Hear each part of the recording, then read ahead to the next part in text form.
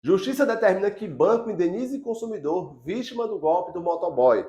Pessoal, existem vários golpes no mercado e hoje eu vou te falar de um golpe que tem feito cada vez mais vítimas. E o detalhe, esse golpe tem feito cada vez mais idosos como vítima. Então, se você tem um pai que tem um pouco mais de idade, um avô, muito cuidado com essa informação, muito cuidado com os dados bancários dele. E vem comigo que eu vou te explicar agora como a justiça julgou essa situação.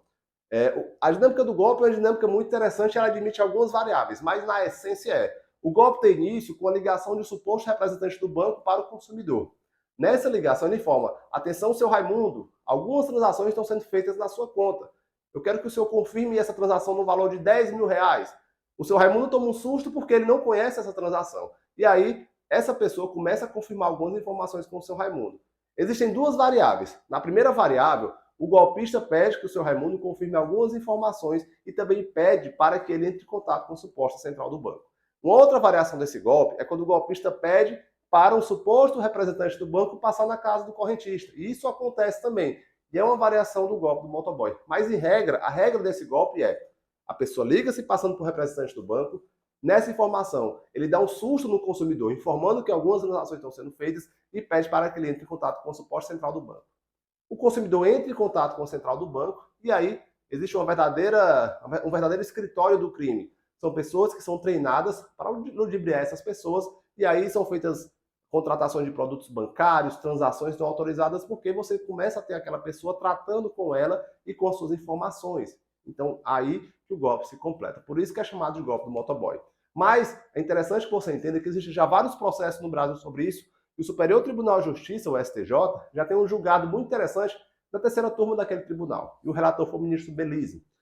O grande ponto que o ministro falou, que o banco responde, é porque nesse tipo de golpe existe uma concorrência de culpas. Ao passo que o consumidor tem culpa, pode ser que ele tenha um certo tipo de culpa, porque ele foi ingênuo a acreditar que estava tratando com a central do banco. O banco também responde. Por quê? Primeiro ponto, as informações confidenciais dos consumidores são vazadas, porque o seguinte questionamento é, como é que aquela pessoa, aquele criminoso, tinha acesso à informação do seu Raimundo? Ela sabia qual era o banco que ele era correntista, o número da agência dele, o número da conta corrente, sabia até as transações dele. Como é que ele sabia dessa informação? Então fica aqui o questionamento. E o segundo ponto é a questão das transações atípicas. Por exemplo, o seu Raimundo nunca fez um empréstimo consignado, um empréstimo pessoal, ou uma transação de Pix de valor muito alto. Como é que de repente várias transações em sequência são realizadas? Então, por conta dessa situação de transações atípicas do perfil do consumidor, bem como o suposto vazamento de dados, ocorre a incidência da súmula 479 do STJ, que trata exatamente da responsabilidade dos bancos na ocorrência dos fortuitos. E o grande detalhe que eu chamo a atenção, que por sorte, como tem esse julgado do STJ, é uma jurisprudência muito importante em prol do consumidor, que é lesado nesse tipo de golpe. E um detalhe também que é interessante trazer aqui para vocês é que muitos consumidores não vão atrás dos seus direitos. Por vezes, questão de vergonha ou por entender que não existe uma solução jurídica para isso. E eu estou aqui sempre trazendo um conteúdo no meu canal do YouTube, informando que existe sim uma solução jurídica para isso, dependendo do caso, obviamente, que cada caso precisa ser analisado, e é interessante que seja analisado por um profissional que tem uma atuação específica em direito bancário, porque vai conhecer a fundo a legislação bancária, vai conhecer a fundo como os tribunais vêm julgando esse tema.